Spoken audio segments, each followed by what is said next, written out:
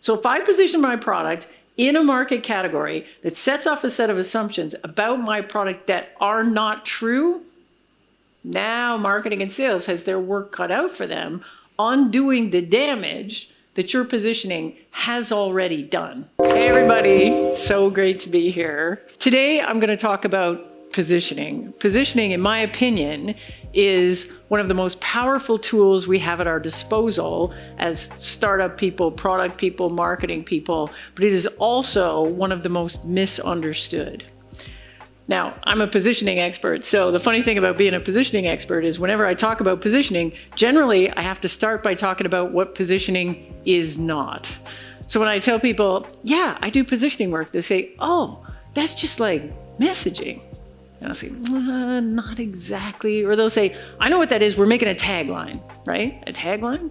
No, actually, it's more than that. My personal pet peeve is when people talk about brand positioning, which drives me crazy because I think there is branding and there is positioning. And those two things are actually completely separate. In fact, almost everything you see on this slide is something that we do with positioning once we have it done, but positioning actually has to come first. It works a little bit like this. If everything we do in marketing and sales is the house, positioning is the foundation upon which the house is built. Here's my definition of positioning. Positioning defines how our product is the best in the world at delivering something, some value that a well-defined set of customers cares a lot about. Now that's a mouthful, and I know, like, I invented that definition, but so admittedly it's not great, but think about it this way. It's a little bit like context setting for products. Context is really important because that's how we make sense of the world, particularly new things or things that we've never encountered before. I'm going to give you a stupid example that has nothing to do with tech, but then I'm going to give you a tech example. So, bear with me on this one. So here's an example of a product that I encountered once completely out of context, surfing around on the internet. And so I encountered this product, and you know what I thought this product was? I thought it was a shoe. Yeah, like, Crocs, they specialize in super ugly footwear. Well, like the geniuses at Crocs were sitting around the table and said, how do we make this thing even more ugly? Oh, I know. We'll cut open the toe and then we'll put this thing on the back and then we'll end up with this super, super ugly shoe. I took a screenshot of it, sent it to my friend. Look at these hideous things. Then I saw the product in context. And then it became obvious what the product actually is and what it's good for. What it is a dog muzzle, and what it's good for is embarrassing your dog in public. Now, even a hint of context can actually change the way we think about a product. So I show you this, and then I show you this other thing, and you'll be thinking, oh, I'm on to her now. She's into the dog stuff. And so you probably think, oh, this is one of those things that, your dog goes to the vet or whatever, it comes out with the cone on. And you would be totally wrong. This is actually a cone for people going to the noodle house, and it's for keeping the noodle drips off your hair, something. I don't know what this thing is, to be honest with you, but the genius marketing people, they put some things in here for context so that you can figure out what this is really for. So they put that guy in there. And so do you know what this thing is for? It's for making people fall in love with you. It doesn't work. It doesn't work. The marketers lie. Sometimes they lie. The point is, a shift in positioning can completely change the way we think about a product. Now, as marketers, we don't have the same set of tools at our disposal as the other things, but one of the big ways that we can set context for a product is through the use of market categories. And that's really important because the markets that we operate in are intensely crowded. How crowded, you might ask? Well, I like to use this slide as just to strike fear into your hearts of how crowded the market is. So there's a guy that puts this chart out every year. If you can imagine, like, all the software in all the land to do all the things. This guy produces a chart every year called the Marketing Technology Landscape. This is just the software to do marketing. listings. And look at this thing, it's terrifying. There's 8,000 companies on there. If you were a vice president of marketing and you were trying to buy some MarTech, how would you ever figure out what you have to pay attention to and what you don't?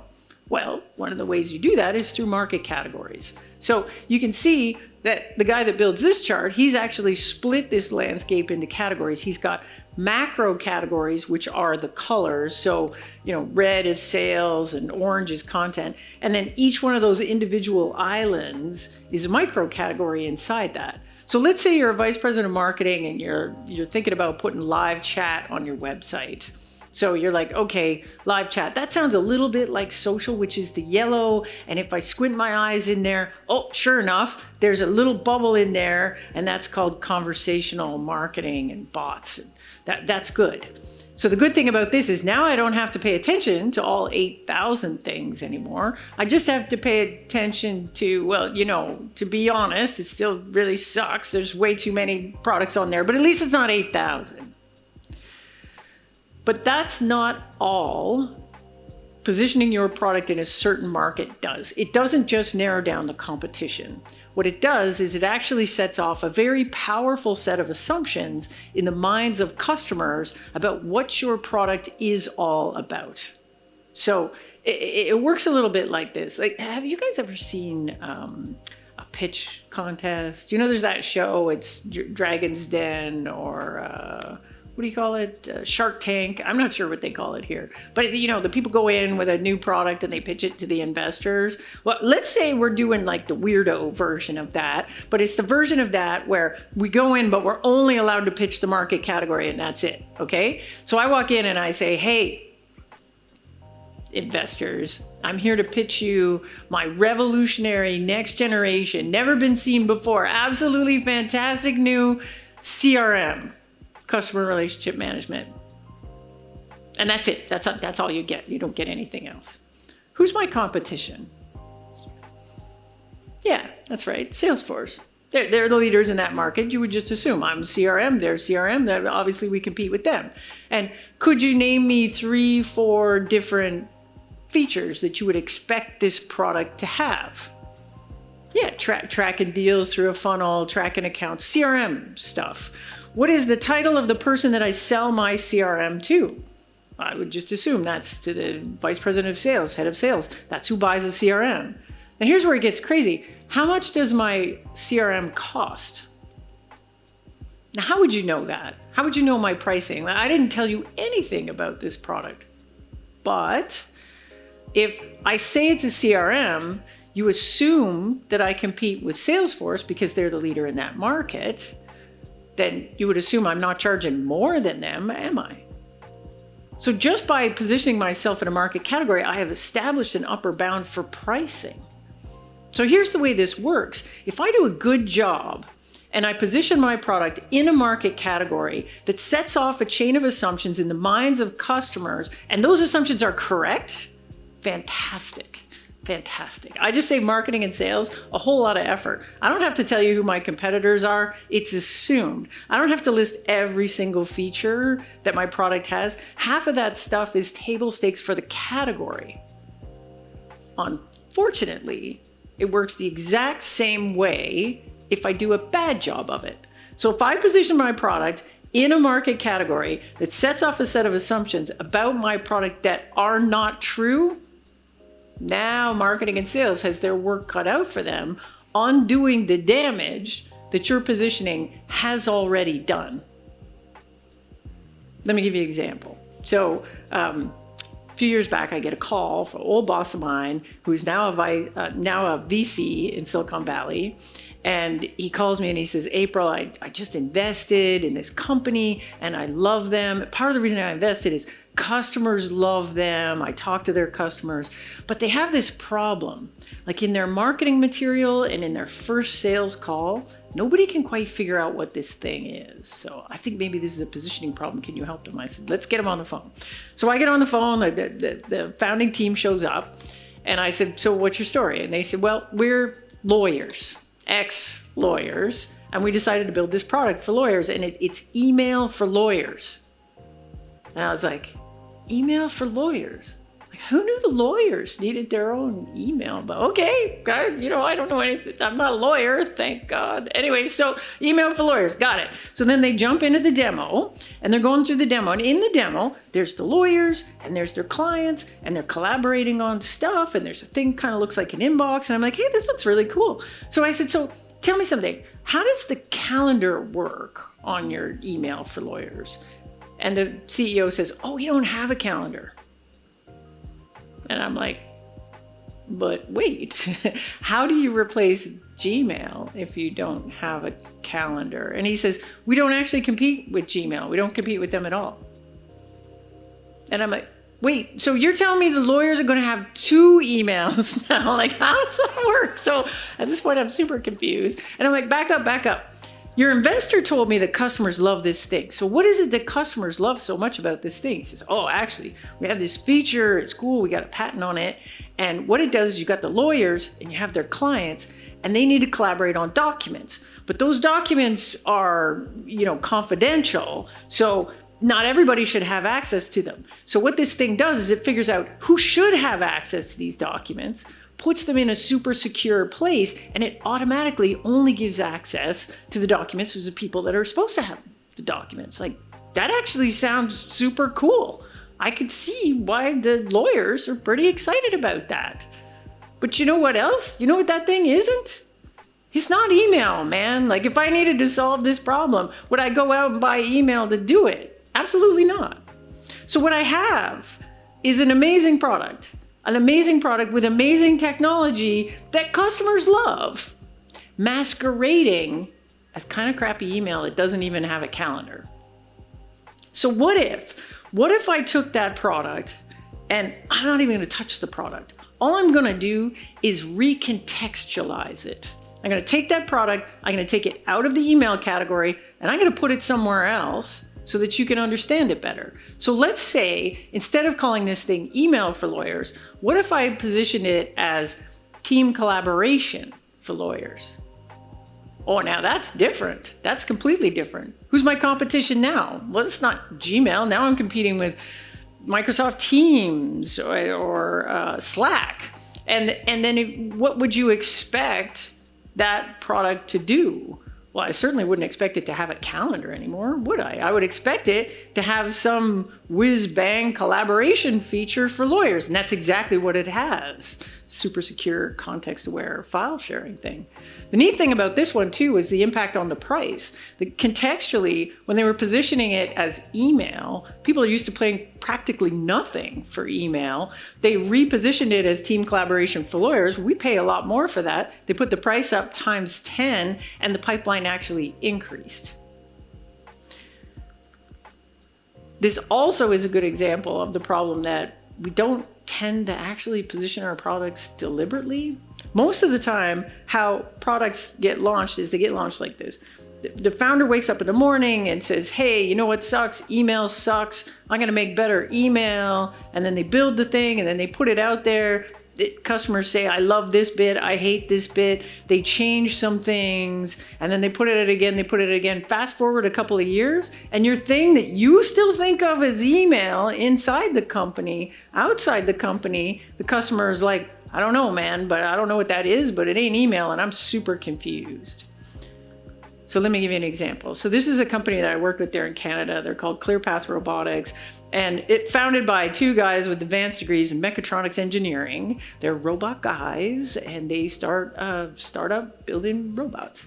And so that's the robot on the right-hand side there. What this thing does is it drives around a manufacturing plant, and it delivers things from one place to another.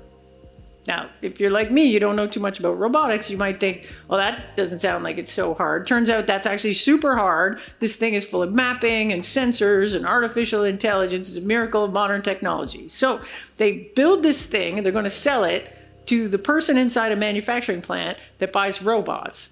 So they walk in at the first call, they walk in and they say, hi, we're ClearPath Robotics. We're here to sell you some fancy new robots.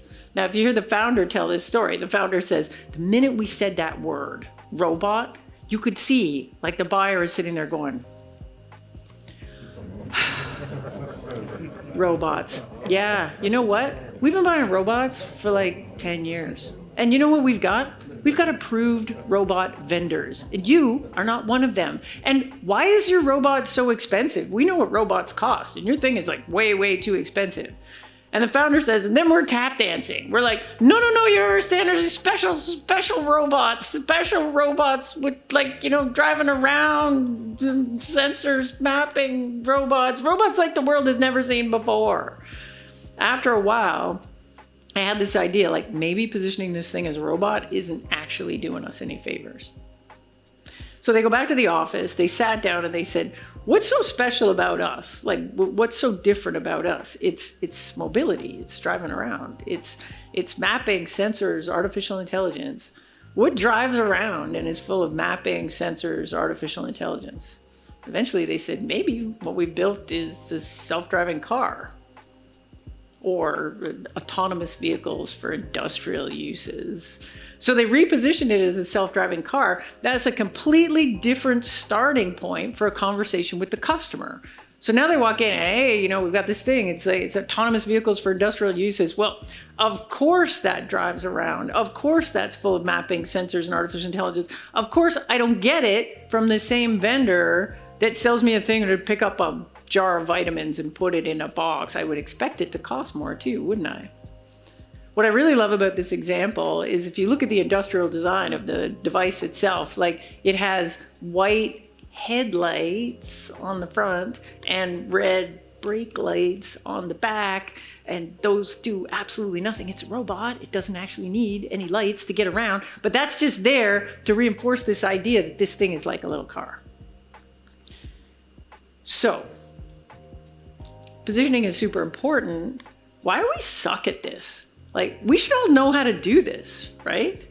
And that's what I assumed when I started out. So here's my secret. I did not go to marketing school. I went to engineering school. And straight out of engineering school, I got a job at a startup. And I got assigned a product that was not selling very well. And we got the genius idea to reposition it. And when we did this repositioning, we had no idea what we were doing. We were kind of monkeying around until we got something that worked. And when it worked, it really worked. So the thing took off. We got acquired by a big company in Silicon Valley. 10 minutes later, my boss decided to quit. And I just happened to be standing in the hall outside the room when my boss quit. And they came out and said, you're the vice president of marketing now, which is kind of hilarious because I'm 2 years out of engineering school. I don't know what the hell I'm doing. And I said, well, that sounds pretty good. And then they said, oh yeah, by the way, here's 3 or 4 products that don't sell very well. Just do that repositioning thing that you did with the other one. And I'm like, oh shit, now what do I do? And so I thought, well, marketers must know how to do this positioning thing. I'll just go to school, figure that out. I'll talk to some people and figure out how I'm supposed to be doing this.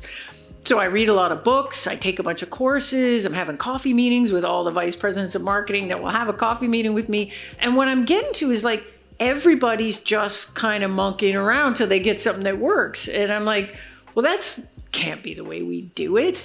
And so eventually I took a class at Northwestern University, which is the fancy pants marketing school if you're in the United States. So I'm taking this class and the professor comes out. First, we had to read this book. So this book is called Positioning, The Battle for Your Mind by these guys, Rees and Trout. Great book. Awesome book. If you're interested in positioning, you should read it. But what this book does is it spends the first half of the book explaining what positioning is and getting you all jazzed about positioning, so you're all excited about it. And then the second half of the book has a bunch of examples, like here's what the positioning looked like before, here's what it looked like after. And the examples are literally all over the place. Like at one point, they're repositioning the country of Jamaica. So we got these examples at the back. Nowhere in the book does it tell you how to do it. So I get to the end, I'm like, where's the how to do it part? And then it's not there. So we read this book and then finally we're going to do the class. So the professor shows up and he says, okay, today we're doing the class on positioning. And here's how we do it. He puts up this thing called the positioning statement. Have any of you ever done one of these? If you're in marketing, it's hard to avoid this thing. Positioning statement. And it is like a Mad Libs fill in the blanks exercise where it says, we are a blank that does blank, unlike blankety blank, blank, blank. And so, for example, one of those blanks is market category. And so this guy gets up and says, okay, here's what you do. You fill in the blanks, make this sentence, and then you're done. Okay, good. Now you know positioning. We're moving on to another topic. And I'm like, wait. I'm at the back. And I'm like, that can't be it. So I put up my hand. I'm like, my dude, this can't be it. This can't be how we do it. Like, and I'm trying to give him my example. I'm like, I had this thing and, we thought it was robot and then it was a self-driving car. And so I'm giving him all kinds of examples. And I'm like, so you got to blank this as market category. But as far as I can tell, every product could get positioned in multiple market categories. So how do I know I got the best one? And you know what the guy said to me? He gave me this whole professor business. He was like up at the stage, he had his glasses on. And I said, hey, how do we do it? And he was like, who said that? And I was like, me, I'm up at the top. Like, how? And I'm giving them the big example. And he like looks up at me and he gets all squinty eyed and he says, and I'm like, how do you do it? How do you pick the best one? He says, trust me, April. You'll just know. And I'm like, what?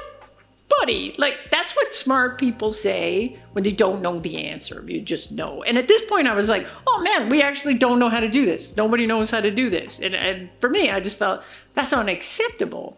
Now, at the time I came to this realization that there wasn't a methodology for doing positioning, I had actually repositioned 3 or 4 things. So I'm starting to see the patterns. So I thought, well, maybe I can figure this out.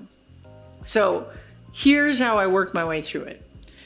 So first of all, in my little engineering brain, I decided, well, if we want to solve this problem, we take positioning, break it into the component pieces, solve for the component pieces, smash it together, and then voila, good positioning. And so fortunately, breaking the positioning into component pieces is actually super easy because we kind of agree on what the components are. It's more or less the blanks in the positioning statement. So there's 5 things. So the first one is competitive alternatives. So if you didn't exist, what would a customer do? So what do you have to position against? The second one is unique attributes or capabilities or features. So these are the features of your product or your company, things you can do that your competition can't do. The next one is differentiated value. Differentiated value is actually super important. Nobody cares what your features are. What they care about is what do my features enable for the customer's business? So differentiated value is the value we can deliver to customers that no one else can. The next component is target customer segments. We're not trying to sell to everybody. We're trying to sell to folks that are a really good fit for our product. And then the last one is market category. Am I a robot or a self-driving car? Am I email or team collaboration?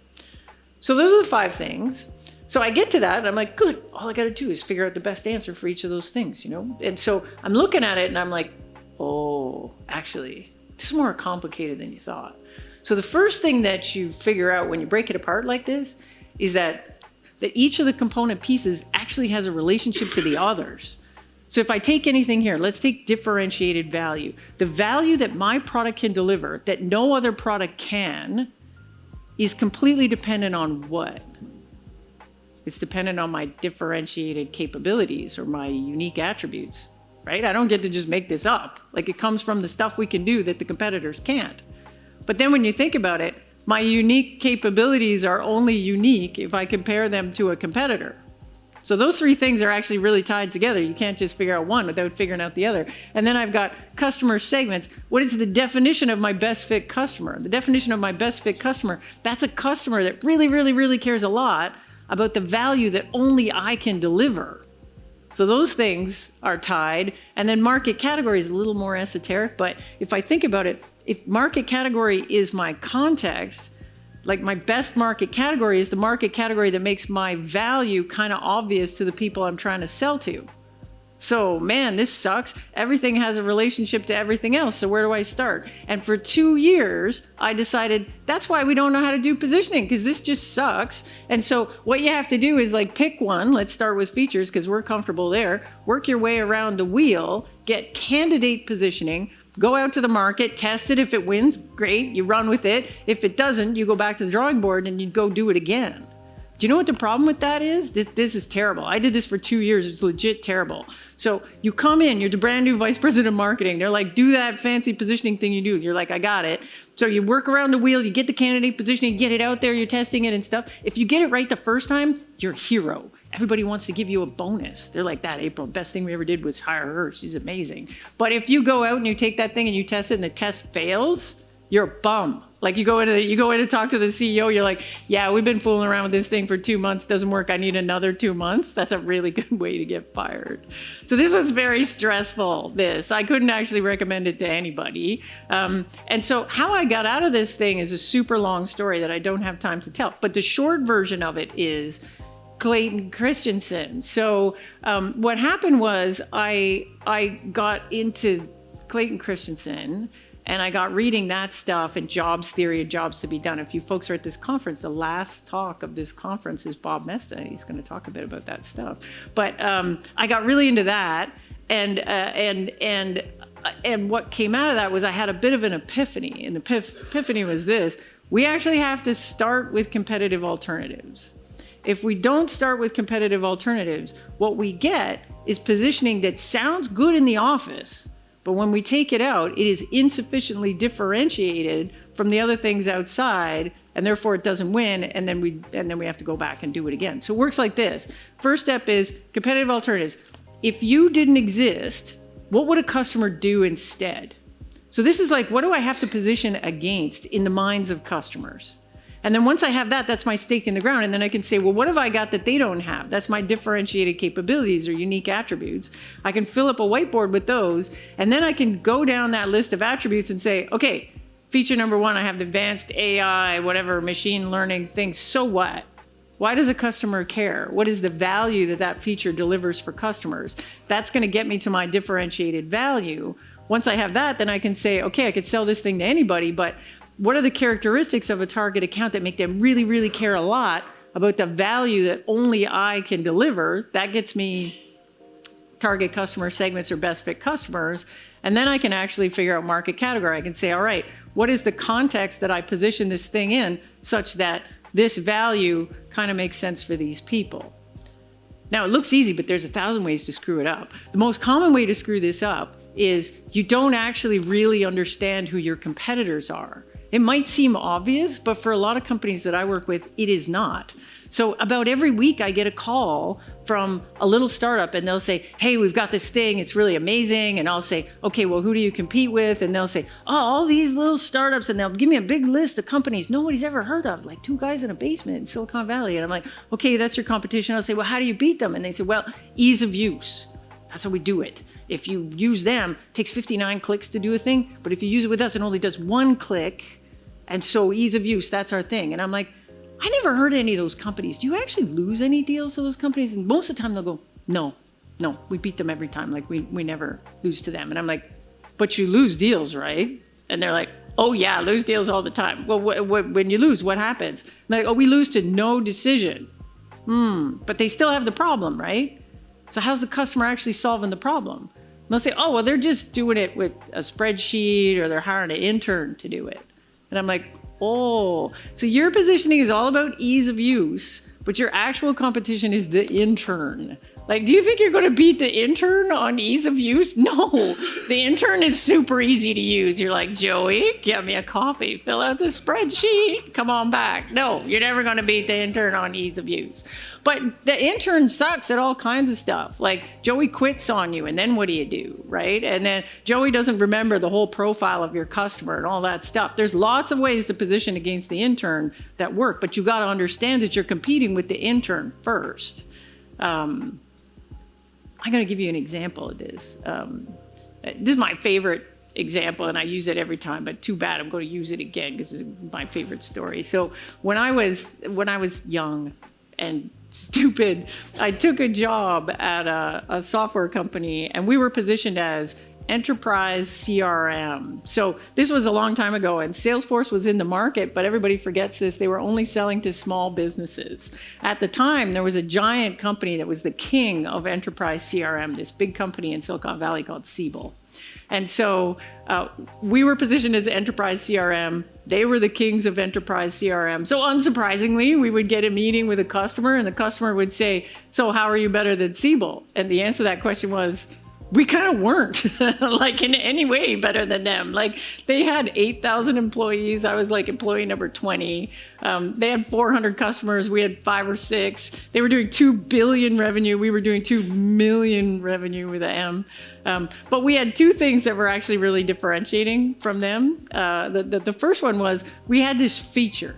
And what this feature was is you could model a relationship in the CRM in a very different way than any other CRM, in particular from Siebel. And not only that, it looked really good in a demo. So when we went in and had meetings with customers, we'd show them the demo, and the meeting would go like this. They'd say, so how are you better than Siebel? We're like, we got this thing. And so we'd show them the thing, and they go, ooh, that looks cool. What do you do with that thing? And we'd say, anything you want. And they'd say, I don't know what I'm going to do with that. What else you got? Then I'd hit you with the other thing we had, which was absolute desperation to close business. And so if you asked us for a discount, we'd give it to you, and we'd basically give the software away. This is not a way to build a business, let me tell you. So things were not going well. And how we got out of this was a bit of dumb luck. So how we got out of this was we hired a new sales rep. And so not surprisingly, we weren't selling anything. So our sales reps were always quitting. So we were always trying to interview and hire new sales reps. And so we had a sales rep come in for an interview. And the CEO of my company was kind of a notorious jerk in interviews. I don't know why, but that was his shtick. And so the sales rep comes in, and my CEO pounds on the table and he goes, give me one good reason why we should hire you to be a sales rep at our amazing startup. And this guy was from New York, so he had a little bit of attitude. And so he got all up in my CEO's face and says, I'll give you one good reason why you should hire me, because my buddy is the head of investment banking at Goldman Sachs, and I'm going to get you a meeting. And we're like, can you start on Monday? And we hired the guy, and then we hired the guy, and he gets us the meeting with the head of investment banking at Goldman Sachs. So we're all happy about that. And I decide I'm going to tag along on the meeting, mainly because I want to see what the office of the head of investment banking at Goldman Sachs looks like. And let me tell you, it's about the size of this room. It's got a helicopter pad outside. That's not a lie. Anyway, so we go into this meeting with the head of investment going inside, and my rep is in there, and he's doing a great job. And so he's doing a demo, and things are getting good. And he gets to that part where he shows the thing. So he gets to the thing, and he's like, look at this thing.